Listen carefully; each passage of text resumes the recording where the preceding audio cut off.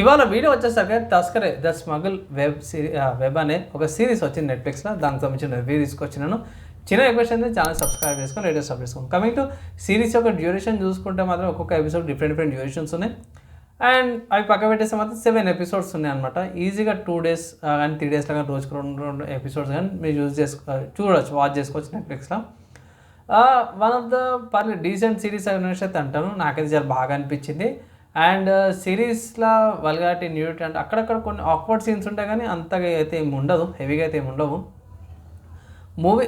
Movie కంటే ఇది జర బాగుంది అనేసి అనిపిస్తుంది. ఎందుకంటే మాత్రమే మనకి ఇది సూర్య గారిది ఇలాంటి సిరీస్ ఒకటి ఉంటుంది, సేమ్ అలా ఉన్నాయి కొన్ని సీన్స్ ఇలా యాడ్ చేశారు. సో పర్లేదు పోయి దాంట్లో అంత బోల్డ్ సీన్స్ అయితే ఏం లేవు, కానీ అంటే నగరం చంపడం అన్నట్టు. కానీ దీంట్లో డిఫరెంట్ కైండ్ ఆఫ్ చూపించి చంపడం దీంట్లో కూడా ఉంది, కానీ అది డిఫరెంట్గా ఉంది, ఇది డిఫరెంట్గా ఉంది. సో కస్టమ్స్ ఆఫీసర్స్ ఎలా పనిచేస్తారు, వాళ్ళ నిజాయితీగా ఎట్లుంటారు, కొంతమంది ఇండ్లలో ఉండి ఎలా మోసాలు చేస్తారు, హయ్యర్ లెవెల్లో కూడా ఎట్లా మోసాలు జరుగుతున్నాయి అనే దాని మీద చాలా బాగా చూపించారు. అండ్ ఎపిసోడ్స్ స్టార్టింగ్లో 1-2 ఎపిసోడ్స్ స్లో పేస్లో వెళ్తుంది, కానీ థర్డ్ మిగతా అక్కడి నుంచి కూడా ఆఫీసర్స్ ఏవైతే ప్రాపర్గా చూపిస్తారు. ఎండింగ్ ట్విస్ట్ ఏంద్రా ఇంత తొందరగా అయిపోయింది ఏంద్రా అన్నట్టు కూడా అనిపిస్తుంది అనమాట.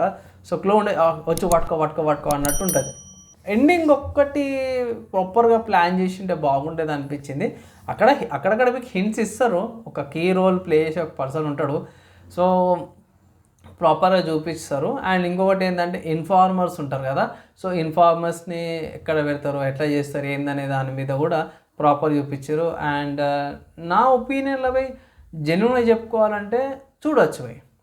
ఆల్రెడీ మీరు సూర్య గారిది ఇట్లాంటి దీనికి సంబంధించిన ఒక సిరీస్ ఉంది, గోల్డ్ అది అంతా. సో ఒకవేళ ఇట్లా మూవీ చూసిరంటే మాత్రం అక్కడ ఉన్న వైబ్స్ మీకు ఇక్కడ కూడా కనిపిస్తాయి. సో సిమిలారిటీస్ దగ్గర చాలా సిమిలారిటీస్ ఉంటాయి.